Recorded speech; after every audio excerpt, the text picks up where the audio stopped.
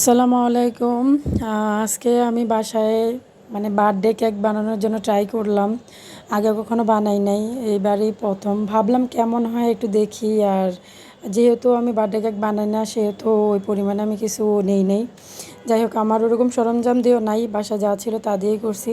তো বানানোর জন্য আমি রুম টেম্পারেচারে থাকা 2টা ডিম নিয়ে নিয়েছি এবং সেটা কিছুক্ষণ ঘোরার পরে আমি এখানে 1 কাপ পরিমাণ চিনি দিয়েছি এবং সেটা আমি ততক্ষণ নাড়াচাড়া করেছি যতক্ষণ না চিনিটা গলে যায়। এবং চিনিটা গলার পরে আস্তে আস্তে একটা ফোমের মতো তৈরি হয়েছে। অবশ্য আমার যেহেতু মেশিন ছিল না, তো আমার একটু কষ্ট হয়েছে।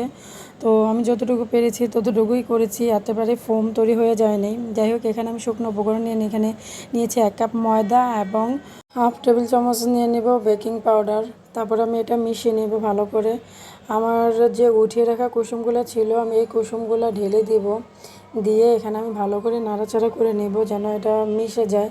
আর যেহেতু আমার এত পরিমাণে ফোম তৈরি হয় নাই, তাই আমি এত চিন্তিত ছিলাম না। যাই হোক, তো আমি যে শুকনো উপকরণটা নিয়েছিলাম, ওই ময়দাটা আমি দিয়ে ভালো করে মিশিয়ে নিয়েছি। এখানে আপনারাও চাইলে এভাবে করে নেবেন, আস্তে আস্তে গুটে নেবেন যতক্ষণ না পর্যন্ত ভালো একটা গুলায় তৈরি হয়। আমিও ঠিক এভাবেই গুলে নিয়েছি। আসলে আমার কাছে চামচ ছিল, যেহেতু আমি কাঁটা চামচ দিয়েই গুলেছি। তবে শেষ পর্যন্ত আমার এই গুলাটা অনেক সুন্দর হয়েছিল, আপনারা দেখতেই পারতেছেন। একেবারে মিহিন হয়ে গেছে, এখানে কোনো রকম কোনো কিছু ছিল না। যাই হোক, এখন আমি যেহেতু টিফিন বাটি দিয়ে বানাবো, আমি তো বললামই আমার কাছে কেক বানানোর কোনো কিছুই ছিল না। তো ওই টিফিন বাটিতে আমি একটা কাগজ দিয়ে নিচে যেন লেগে না যায় ওখানে ঢেলে দিয়েছি এবং ভালো করে এটাকে সেভ করে নিয়েছি। এখন এখানে আমি ঢাকনা দিয়ে আমি আগে থেকে 5 মিনিট ধরে একটা পাতিল বসিয়ে রেখেছিলাম যেন এটা একটু গরম হয়ে যায়। ওই পাতিলে আমি এটা বসিয়ে দিয়েছি। তারপরে 20-25 মিনিট ধরে আমি এটাকে লো আঁচে রেখেছিলাম যেন পুড়ে না যায়। যাই হোক, দেখুন আমার কেকটা দেখতে কত সুন্দর হয়েছে।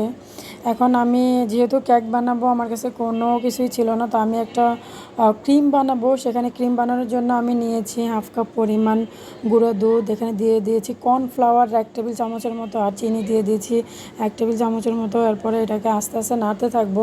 এটা নাড়ার উপরে থাকতে হবে যেন লেগে না যায়। তারপর এখন আমার কেকটা দেখুন কতটা স্পঞ্জি হয়েছে, কতটা তুলতুলে হয়েছে, সফট হয়েছে। আসলে আমি আগে কখনো কেক বানাইনি, এই প্রথমবার বানিয়েছি। তবে আমার কাছে খুবই ভালো লেগেছে যে আমার প্রথমবার কেকটা এত ভালো ছিল। যাই হোক, এখানে আমি শিরা হিসেবে একটা চিজ দিয়েছি, যেটা পরের ভিডিওতে আমি দেখাবো। আসলে একটা অঘটন ঘটিয়েছিলাম, তো ওই শিরাটা দিয়ে দিব আমি কেকের মধ্যে। শিরাটা দিয়ে আমি এখানে যে ক্রিমটা তৈরি করেছিলাম, এই ক্রিমটাও আমি উপরে দিয়ে দিব একটু স্বাদের জন্য, যেহেতু আমি এটার জন্য ক্রিমটা বানিয়েছি। আর বেসিক্যালি আমার ক্রিমটা আসলে একটু কম হয়েছে, আরও গুঁড়ো দুধ দেওয়ার দরকার ছিল। যাই হোক, তারপরে অনেক ভালো ছিল। এখন আমি পুরোটা কেকের মধ্যে খুব সুন্দর করে এটা দিয়ে দিব। দেখুন, দেওয়ার পরও আমার এই কেকটা কত ইয়ামি, কত জুসি, কত সুন্দর লাগতেছে। আর খেতে তো অসাধারণ। আমি ফার্স্ট টাইম বানিয়েছি, সেখানে ক্রিম ইউজ করেছি, অসাধারণ লেগেছে। আমার কাছে ভালো লেগেছে, আপনারা ট্রাই করতে পারেন। খুব মজাদার হয়েছে। যারা কেক বানাতে পারেন না, তাদের জন্য সহজভাবে আমি দেখিয়ে দিলাম। ধন্যবাদ।